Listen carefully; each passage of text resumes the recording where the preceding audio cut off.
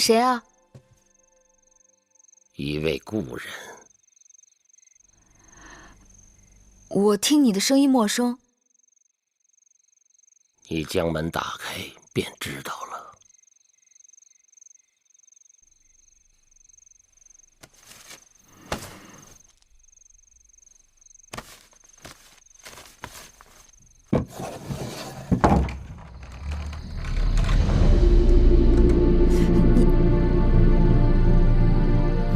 你谁啊？老夫没有猜错，应该就是你。可我不认识您。你是月公主，是那颗霸星。老伯，我没见过您。在下堂妹，襄城守将唐遂是在下的堂弟。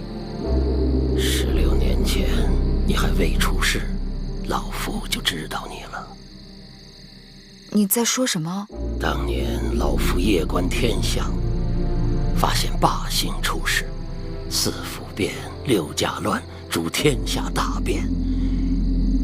我将此事报告给大王，说霸星将要降生到楚宫。大王当时高兴得很呐，没想到生下来的却是你这个女娃娃。于是老夫被剜去了双眼，流放到了边关。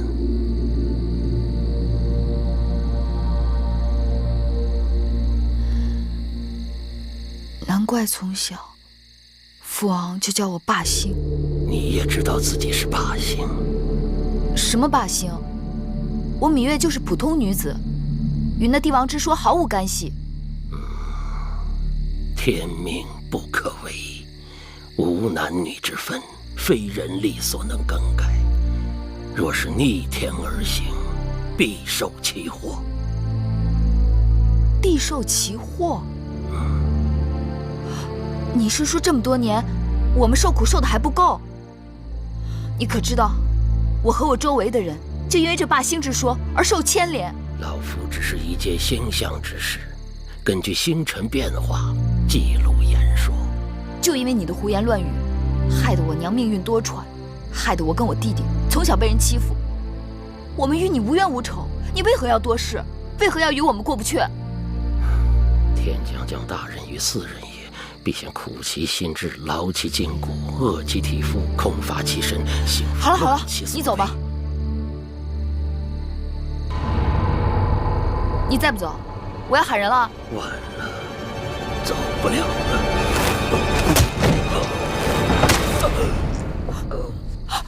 老伯，老伯。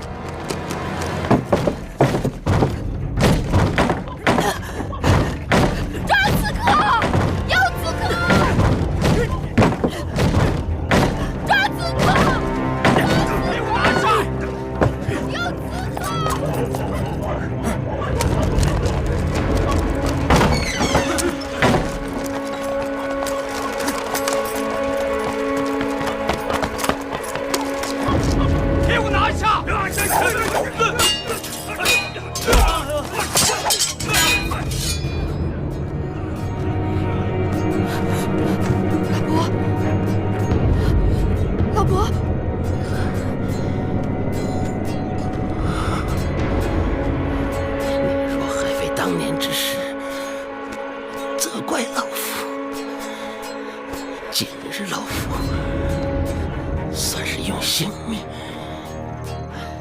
偿还你了。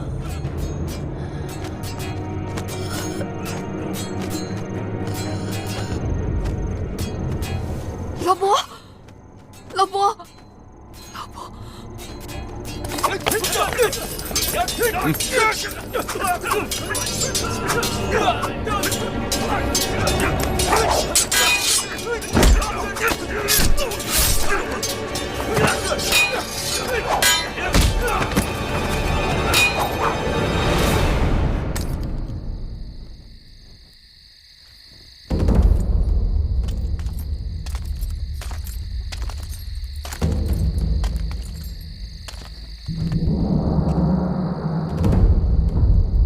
驾！大胆狂徒！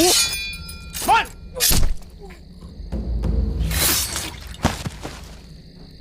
踏进去！咎由自取。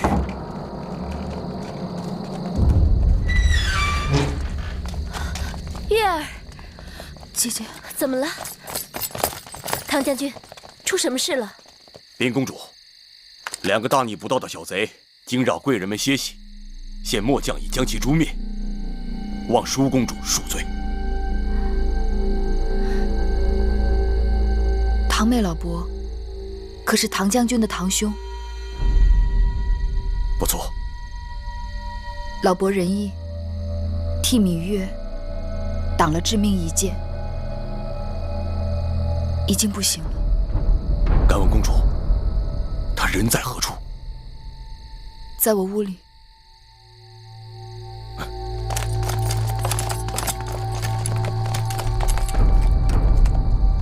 这门外不是有侍卫把守吗？怎么还能让外人进来？守门的侍卫均已被害。这院子外面应当还有巡逻的将士和值更的侍从，唐将军可知他们的去向？这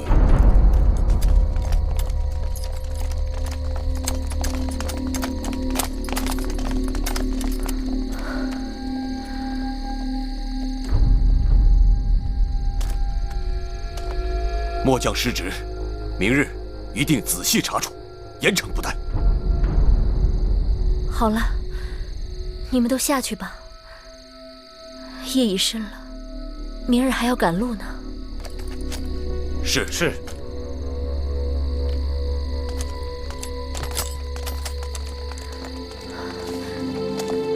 月儿，你没事吧？没事，哦，吓死我了！你没事就好。只是这刺客来得蹊跷，死的也蹊跷。我一定让人禀报大王，狠狠地处罚这些襄城守将。其实也怪不得他们，这襄城是秦楚交界之地，历来盗匪横行。今日之事，大约也是哪个毛贼被糊涂油蒙了心，闯错了地方。玳瑁姑姑好灵清啊，连这小小边城的事情都了然于胸。奴婢也是道听途说罢了。既然大家都没事，那就早点歇息吧。早点歇息吧。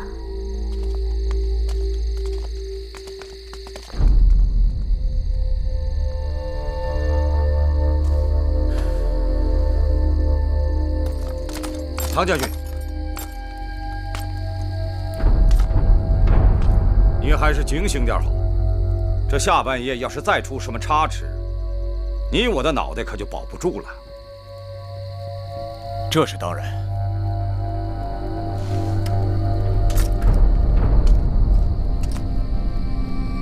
你们这队人，给我在院子外面牢牢守住。要是再出半点差池，本将军绝不轻饶。是。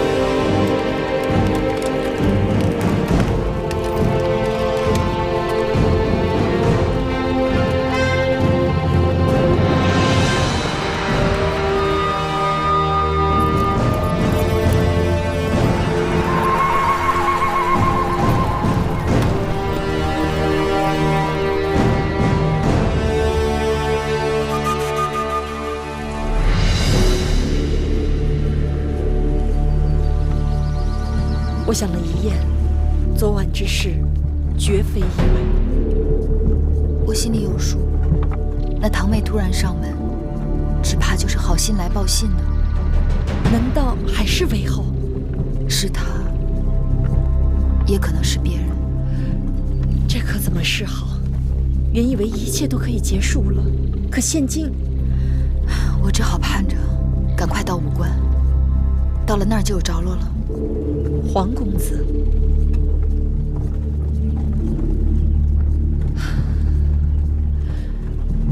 少司命庇佑，月儿和我们能平安到武关城。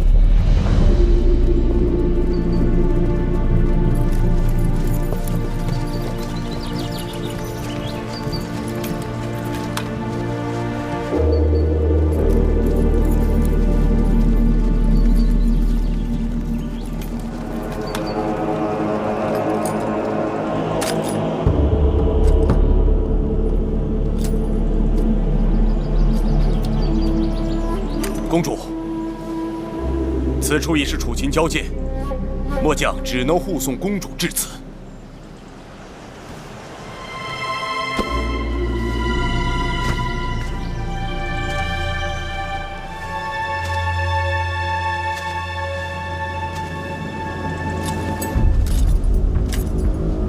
请公主擅自珍重，一路安泰。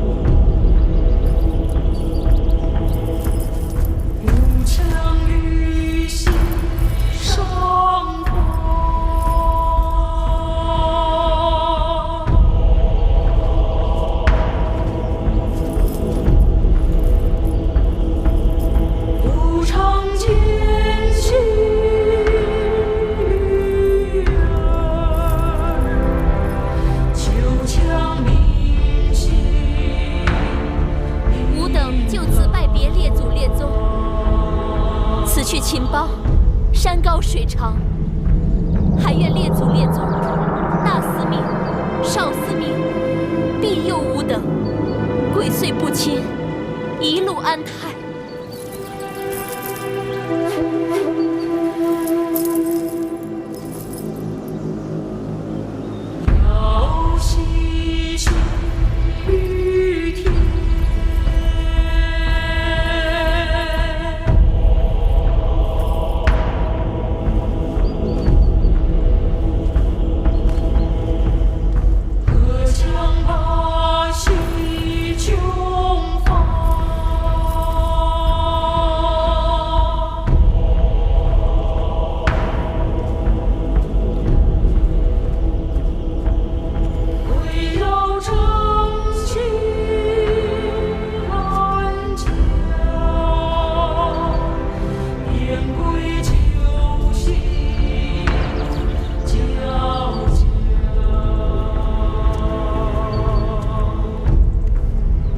这是在做什么？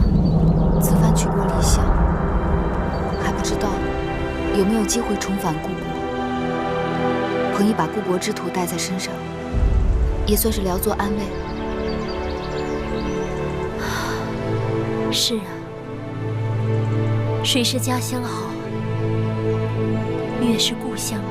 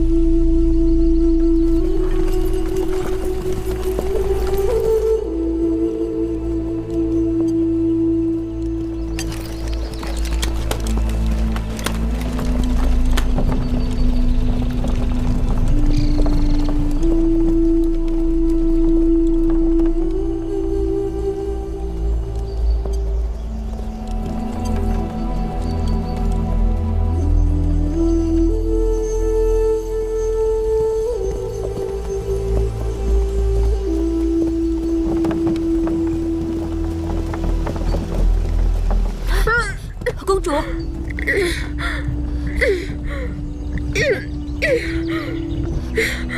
公主，你还好吧？你怎么样？停车！停车！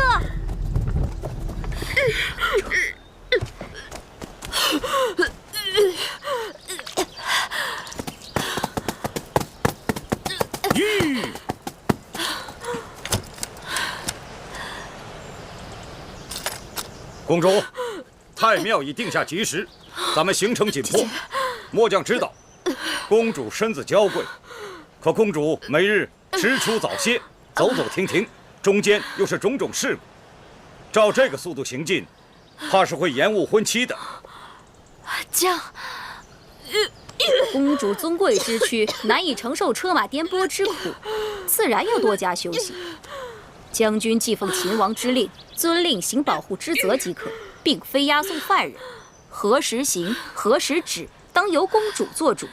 及期如何，与你何干？放肆！你只不过是小小奴婢，竟敢对本将军无礼！不错，我是奴婢，但我是楚国公主的奴婢，不是将军的奴婢。既入秦界，要遵秦法，耽误了规定的行程，无论奴婢贵人，一律责罚不贷。将军息怒。秦王以礼聘楚，楚国以礼送嫁，将军身为秦臣，该以礼护送。公主病倒，将军和属下必然滞留。将军若是能让公主歇息1个时辰，公主身体略好些，也可让车马加速行程。1个时辰，不行，只能歇半个时辰。谢将军。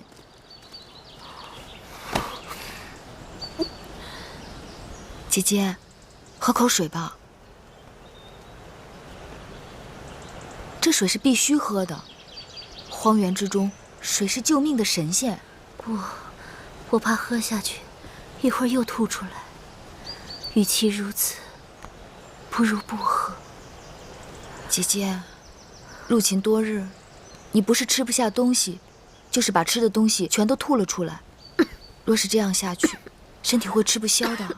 公主受的苦你都看到了，且不说送来的膳食粗劣，用膳的时候竟然仍在行进中，人坐在马车里颠得七荤八素，还没吃一口就吐出来了，这哪里是迎亲啊，分明是折磨人。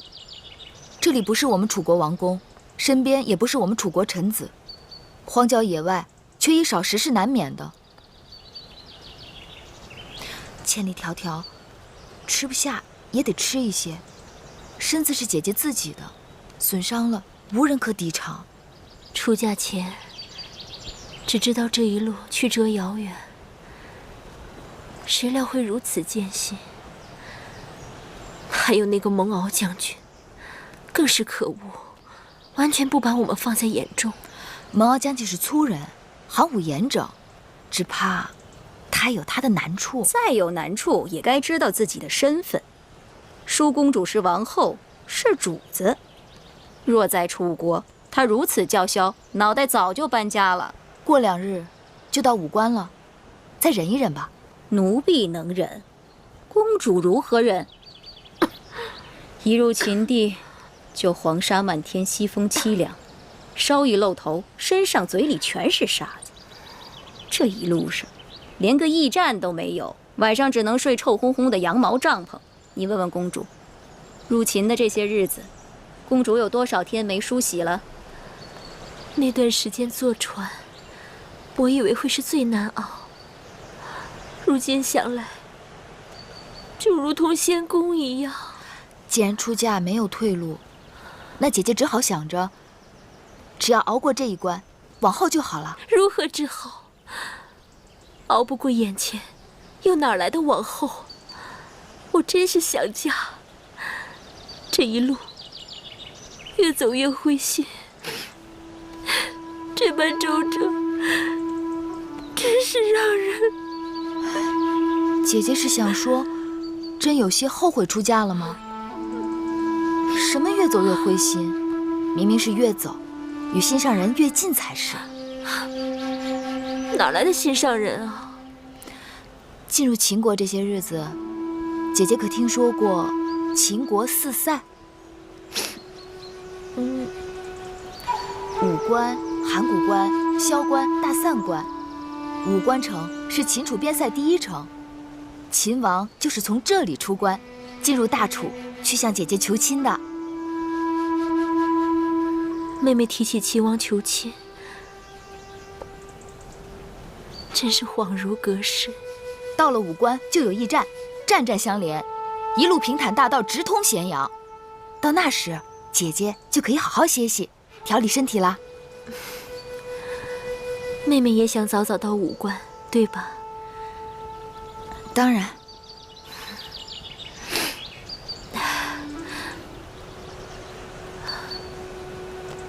说来也是，这么多的车马兵卒，都是因我而来。我要是打不起精神，不是更连累了大家？好了，把水和食物给我一些吧。姐姐，来，姐姐。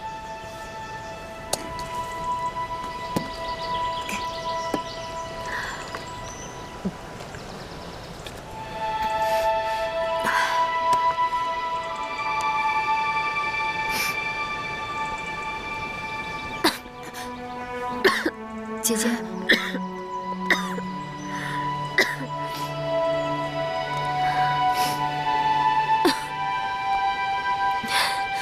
想来我也真是佩服你，这粗粝的糕点，如同嚼蜡，你是怎么咽得下去的？姐姐是从小没有尝过饿肚子的滋味，其实有东西吃，比饿着要舒服多了。真的吗？舒公主是金枝玉叶，天生就不该受苦的。像这种吃食也能将就下去的人，是自降身份，自轻自贱。姑姑若是觉得只有饿肚子才能保住大楚脸面，那你就饿着好了。但不该劝姐姐也挨饿。路上行程艰难，需要体力，不吃哪儿来的力气车马劳顿？别争了，我倒是真有些饿了。我再吃几口吧。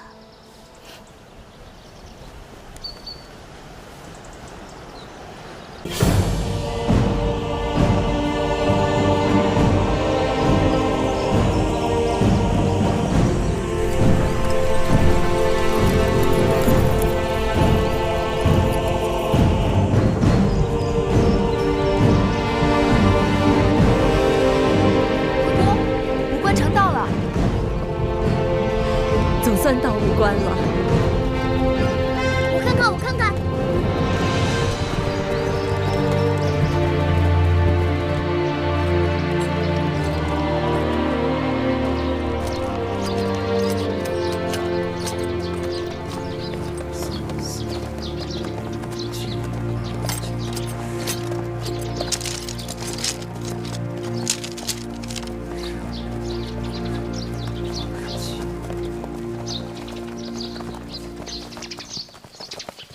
蒙将军，我刚才清点了一下人数，你看对不对啊？贵女4位，女御10位，家眷6人，奴仆7人，对不对？我问你对不对？对。行了，这些人入住驿馆，剩下的人住在驿馆外。好，舒公主，请跟我来。一个小吏竟敢对将军如此大声言辞，可见其人尊卑不分，粗鄙之地，教化世人。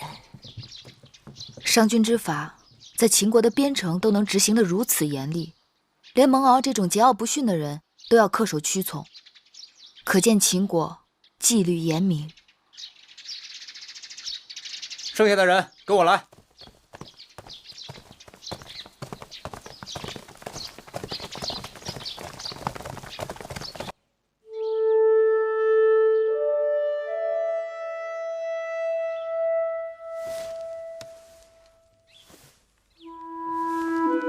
女一志，姐姐怎么样了？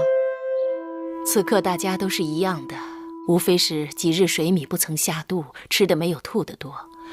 若能喝上几日米汤调理肠胃，再吃些肉糜补益身体即可。只是淑公主正在发烧，若医治不好，便会转成重症或危及性命。那怎么办啊？我先为公主行针砭之术，再开个方子，连吃5日，或可缓解。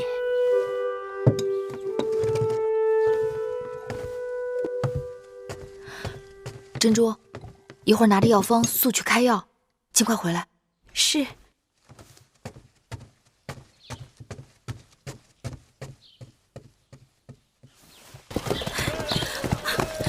珍珠，公主，药可买到了？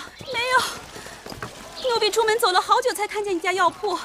我把方子给那里的旗人看，他们翻来覆去根本看不懂。我再跟他们多说，干脆不理我。奴婢该死，误了淑公主的汤药。怎么会这样？笨死的贱婢，给公主抓个药都办不成。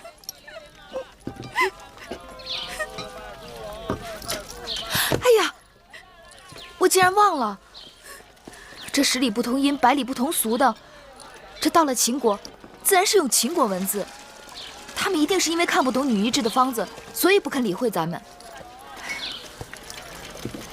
玳瑁姑姑，咱们这些随驾的臣仆中，有哪个会秦国文字？他们都是打理内政的内小臣，哪里懂得列国文字？再说，我们楚国也算得上天下第一大国，怎的秦国人不学我楚国文字，反而要我楚国人懂得秦国文字呢？我去找蒙骜。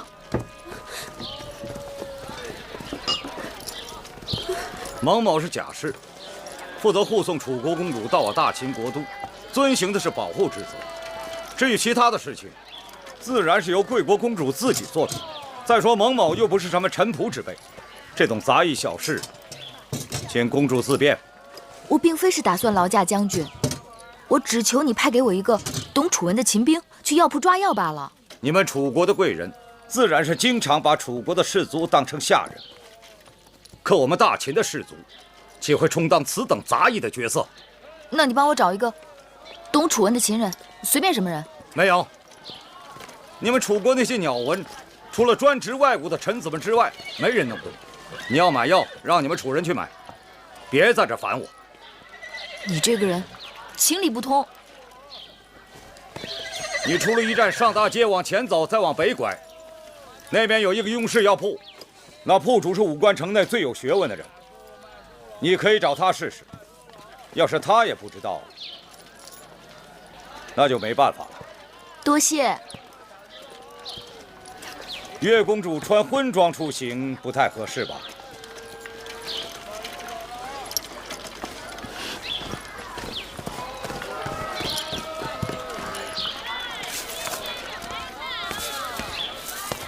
敢问先生，此处可是雍氏药铺？正是正是，老朽便是这雍氏药铺的掌柜。先生，可识得上面的字？识得识得。请先生按方抓药。好好好。麻黄、桂枝、生姜。哎，不对呀，你这药方哪里来的？怎么了？你这药方用量有差错，我不能给你抓这个药。哎，我这药方是女医开的，医术高明，不会有误。我就不够高明吗？啊，我说不对就不对，你赶紧走吧。我这是救命的药，你怎么可以这样？什么药不救命啊？你这药方用量有差错，你这是害人。你快走吧，找开方的人再问一问。啊，公子。在下雍瑞，雍氏药铺的主人，敢问何事惹得贵人烦恼？听说先生见闻广博，无所不知，这是我的药方，劳烦您看看，为何你家掌柜硬说这用量有误？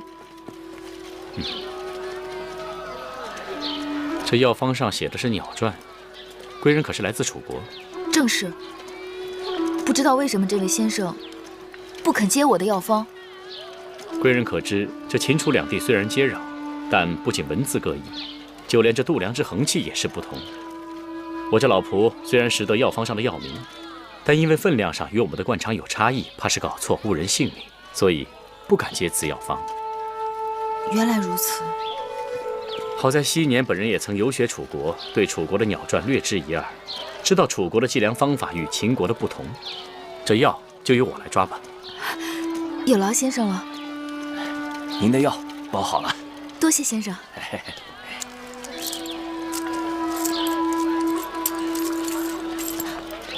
那我这楚国的钱在秦国是不是也不能用啊？也不是不能用，一般来说就是称重。不管什么钱币，大致分量都差不多。我看你初到秦地，若是要多待几日的话，定是要去兑换钱币的。那我找何人可以兑换钱币？此城的银号也是本人所开，我这里还有一些元钱可以兑换给贵人，免得来去麻烦。多谢先生。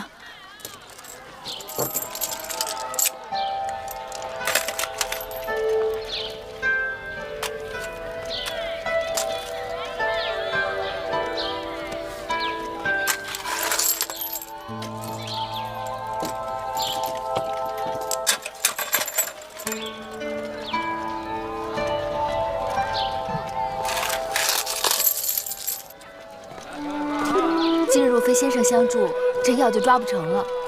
大恩不言谢，若日后有机会，定当报答。举手之劳，人皆可为，岂敢当一声恩与谢？在下今日也不过是凑巧到此，能为贵人效劳，是在下的荣幸。先生姓雍，这一路往南下去是上庸，莫非您是庸国后人？庸国处于秦楚夹缝之间，早已亡国，国土被秦楚瓜分。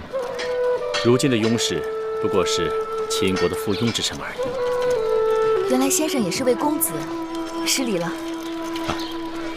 你还是称我为先生吧。大征之时，故国早亡，不如忘却吧。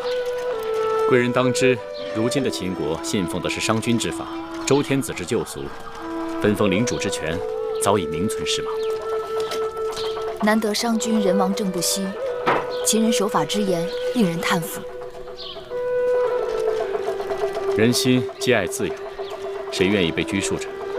秦人守法，也不过是因为商君之法苛刻严酷，所以虽然商君身死，秦人仍感觉压抑，致使不安分者、从军者甚多。这是为何？当军事，军令之下比勇气，比胆量，比杀人。秦人军功之上高于列国数倍，所以秦人与列国征战，排除将帅的能力之外，秦人往往可以战胜数倍于己的他国军队。秦人可畏啊！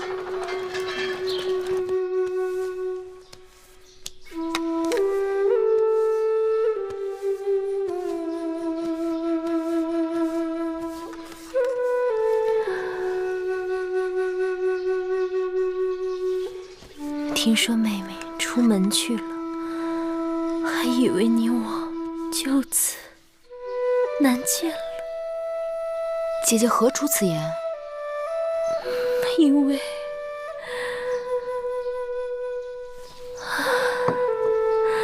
因为你我身在他乡，人生地不熟的，若是走丢了，该如何是好？姐姐多虑了，我又不是小孩子，说丢就能丢。只是太辛苦你了。只要姐姐的身子能好起来，我做什么都不辛苦。你越是公主的陪嫁应试，替公主奔波劳累是分内之事。再说，她身体强壮，做惯了粗事差事。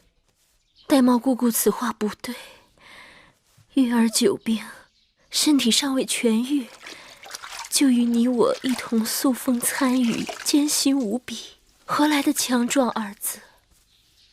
再说月儿本是楚国公主，为何她就该做粗使差事？从今以后，我和月儿只有姐妹，没有尊卑。玳瑁姑姑要再出此言，不要怪我迁怒于你。是。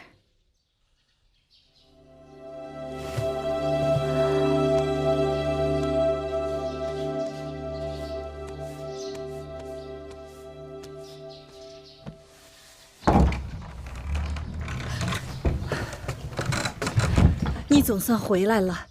刚才来了一个总角小儿，拿了竹简给你，要你仔细看了。近日有时3刻去见他。见谁？他说你该知道的。那小儿呢？传完了话就走了。我追着问他到哪儿见，他一边跑又一边摇头的。皎皎黄鸟止于棘，谁从木工子车烟兮。我猜想该是黄公子派来的人，但没头没脑的几句话，什么也没说呀。这个人到哪儿去见他呀？他说了。是吗？姑姑放心，我去见他就是了。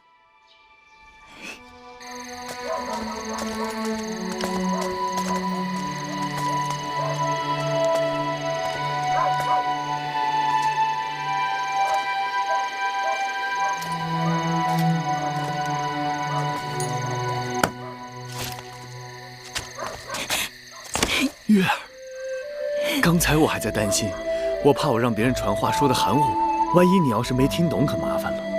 哪里含糊了？你明明交代的清清楚楚。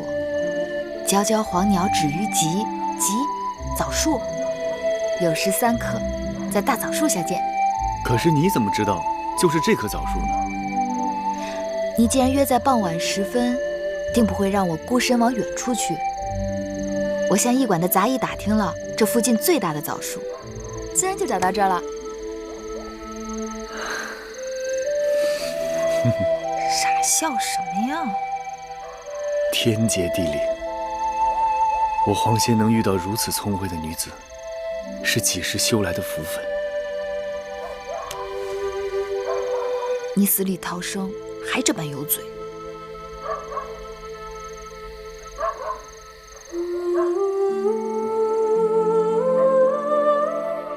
你的手好冷啊。我不冷。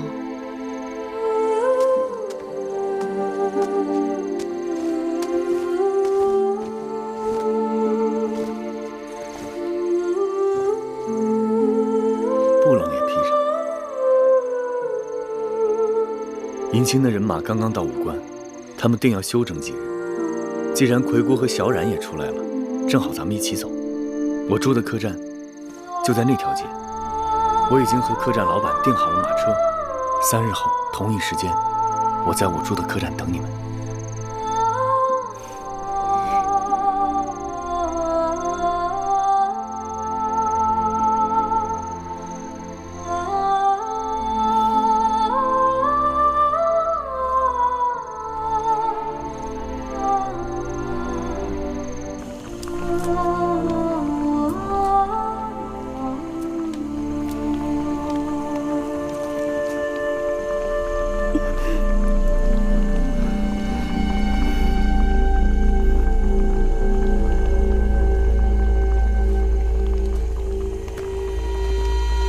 姑姑啊，姑姑这几日辛苦了，你回去歇一会儿。锅里的东西我替你看着。这个不行。为何不行？这是为舒公主熬的肉糜，一夜不可熄火的。我心里有数，我在这值夜盯着柴火，你呢回去睡2、3个时辰再过来，绝不会误事。这，你只管放心吧，我会仔细看着。那就拜托你了。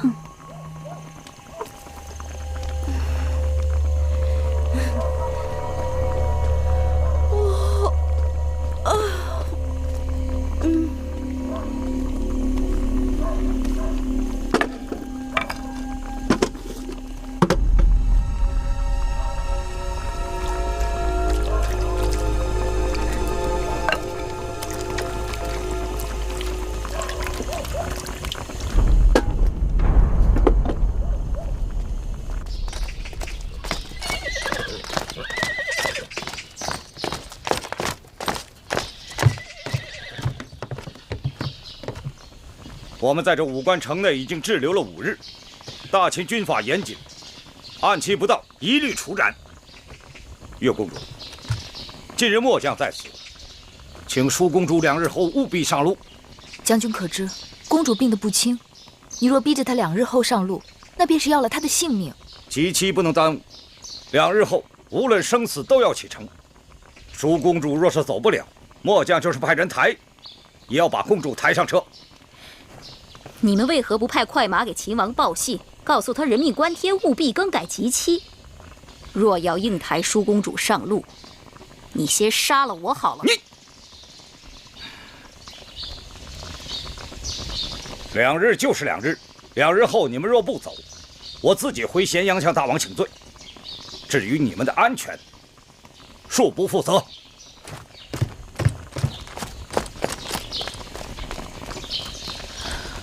一入秦国，处处凶险。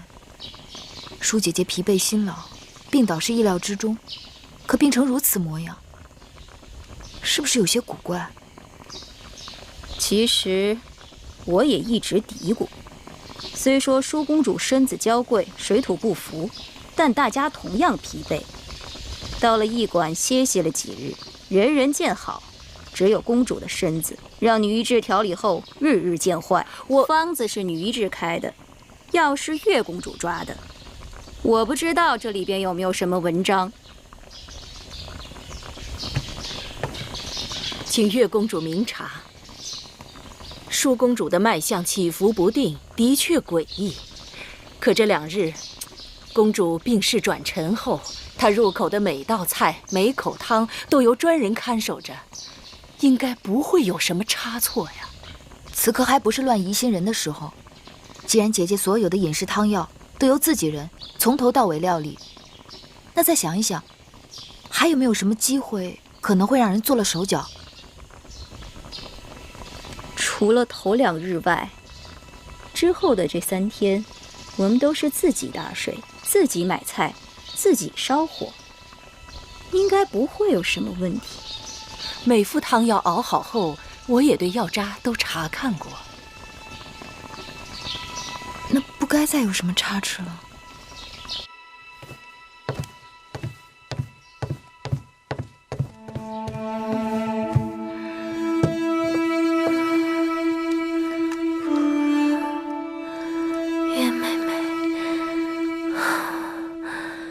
我是不是要死了？你净瞎说！你就是水土不服，调养几日就会好起来的。我自己的身子，我心里清楚，我从没有这么难受过。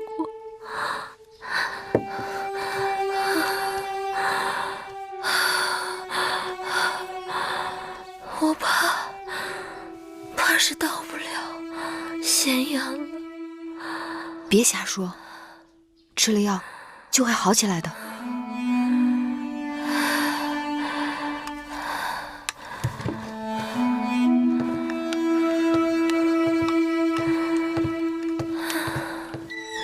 是我让他出去的。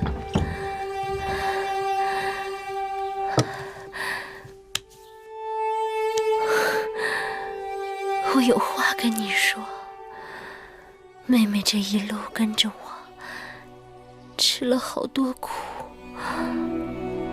眼下已经到了5关了，你快走吧，不要再管我了。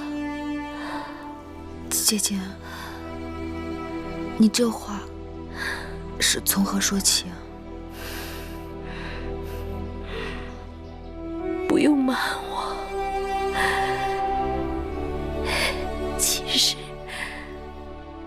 那日听说公子谢逃婚，我看你笃定有数的样子，我心里隐隐约约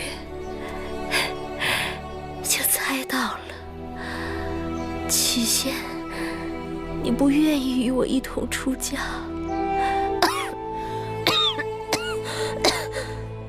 后又自请陪嫁秦国，定是事出有因，对吗？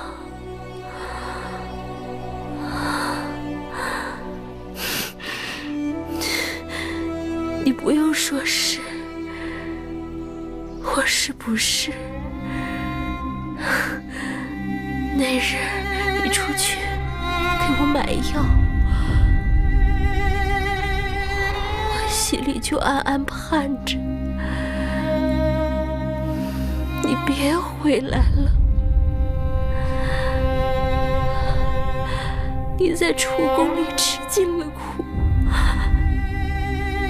我原想为你做的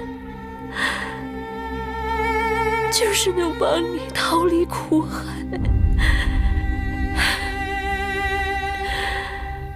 如若妹妹真的有个好去处，姐姐也替你高兴。姐姐别说了，你都病成这样了，还在为我操心，这是何苦？你好好喝下药，身子自然会好起来的。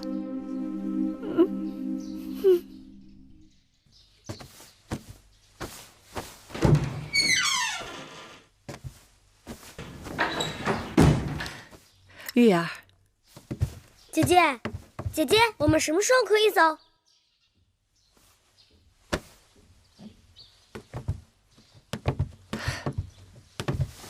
东西我都收拾好了，就这2个包袱。有时正是一管用膳的时候，四处乱糟糟的，我们分头出去，应该不会有人注目。姑姑，我有话要同你们商量。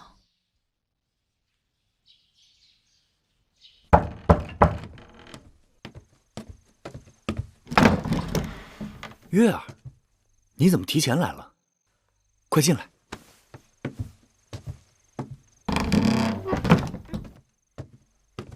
月儿，坐。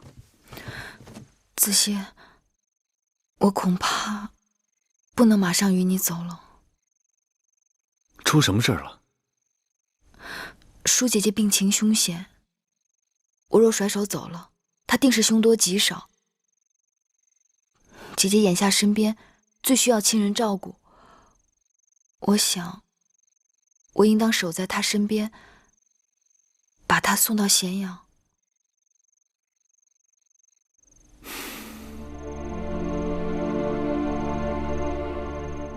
月儿侠肝义胆，你的心思子歇明了，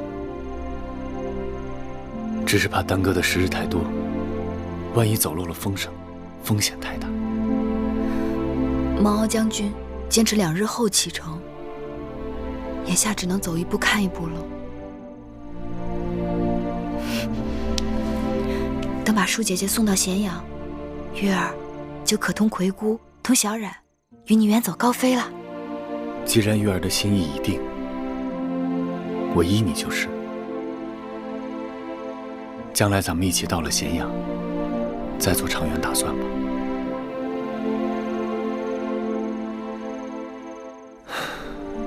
天色已晚，我送你回去吧。这一分手，不知又是多少千山万水。多少千山万水，子歇都和月儿一起。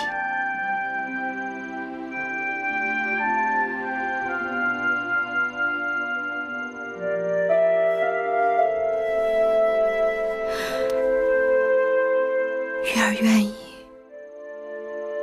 做子歇的妻子。子歇知道。月儿愿意这一刻就做子歇的妻子。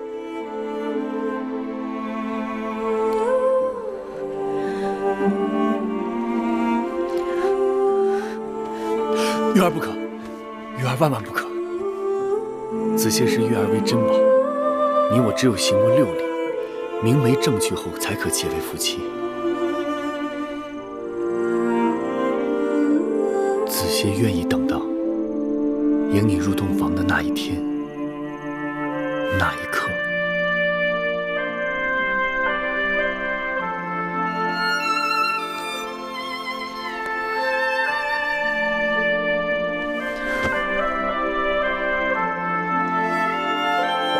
君是真君子。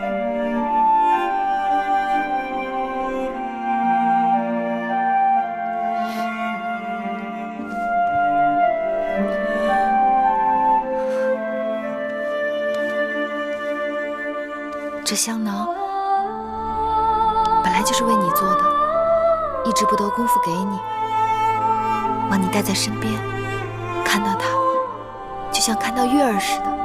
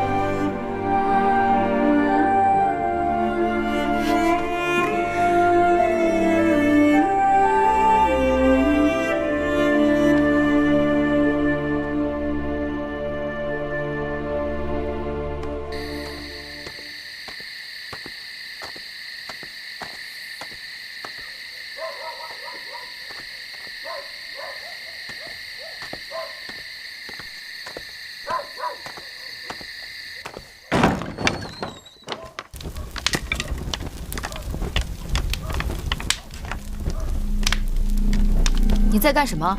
没干什么。你在烧什么？来人，抓住他！抓住他！别跑！站住！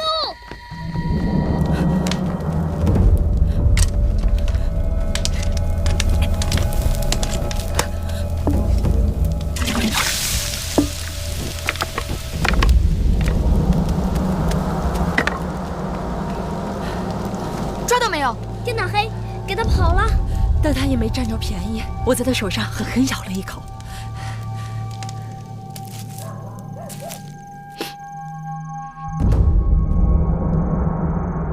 女医治，这是什么草药？麻黄。我给舒公主开的方子里就有这麻黄。麻黄虽能解除舒公主的寒症，可若过量，必会引起失眠、头疼、心悸。公主现在就有这些症状。该死！我每日检查药渣，只是留意会不会有人放入其他的药物，却没有发现用量变了。若将这草药成倍地加入汤药和粥食里，必然会积水成渊。舒公主身体本来就虚弱，这麻黄让她昼夜不能安睡，不思饮食。假若长此以往，只怕再过些日子，公主不是发狂，就是油尽灯枯而死啊！是谁这么处心积虑？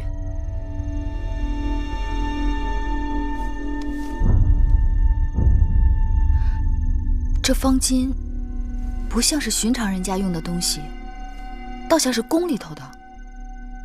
不用说了，定是秦宫里的人想要害公主。这舒姐姐是秦王迎娶的新王后，人还未到咸阳，怎么就与人结仇了？奴婢猜测，幕后指使之人会不会是秦国的魏夫人？魏夫人？魏夫人是谁？魏后跟奴婢说过，秦国的魏夫人是秦王前王后的妹妹。这些年来，宫中事务由她执掌，她的独子公子华，也是众人眼中未来的太子。秦王迎娶姐姐，难道碍了魏夫人什么事？若真是那魏夫人，她可太狠毒了。姐姐，快躺下，躺下。她从未见过我的面，却想要了我的命。只可惜，我们没有抓到那厨娘，不然到了咸阳，人证物证俱全，姐姐便可向秦王据理力争，拿他们问罪。可我们没抓着那个厨娘，会不会打草惊蛇？那边并不摸我们的底，恐怕还不至于。你们都先下去吧，有月儿陪我就好了。是。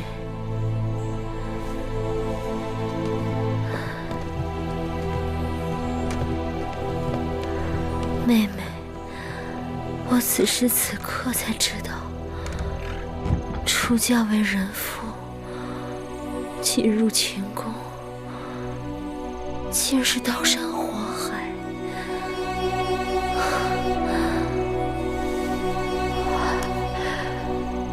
我前几日跟你说的那番话，并非混热之言。一来，我是知道自己时日不多，身边就只有你是我的亲人。二来，我也知道妹妹的难处，你我姐妹一场，说不定到最后连个辞别的机会都没有。更何况今日之事，更是让我心灰意冷。我连自己的性命都保不住，你跟着我，只会继续吃苦。姐姐莫把前程看得太淡了。这次害你之人能得手，只愿他们精心策划，而我们毫无防备，加之秦王远在咸阳，鞭长莫及。等姐姐安全进了秦宫，有秦王的庇护，一切就都会不一样了。只怕你要不在我身边，我恐怕自己会少了许多主见。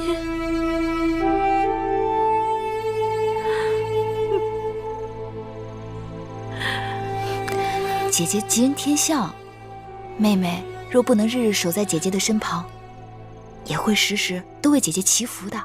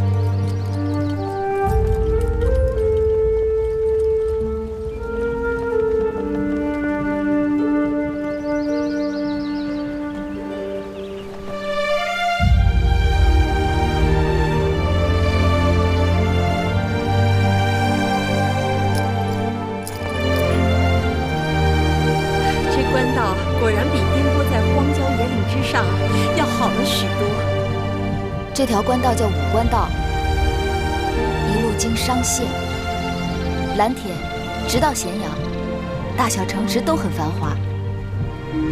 小冉不想去商县、蓝田，那你想去哪儿？小冉想去赵国、齐国，去看邯郸到底有多繁华，去看邯郸的人到底有多优雅。怎么会让那燕国人一心模仿，连自己应该怎么走路都忘了？我还想去看传说中的稷下学宫，去登泰山。孔子说：“登泰山而小天下。”哎，去燕国，去燕国也可以。听说燕国那边冷的能冻掉鼻子，会不会大冬天满街上的人都没有鼻子？好，葵姑跟你一块儿去，咱们去邯郸看美服，去临淄尝美食，再去燕国看那些没有鼻子的人。好。我今日觉得好多了。就是身子还有些酸痛。我看公主的气色虽然不比在咱们楚宫的时候，但比刚入秦时真是一个天上一个地下。俗话说，病来如山倒，病去如抽丝，还得好好养一阵子才能真好。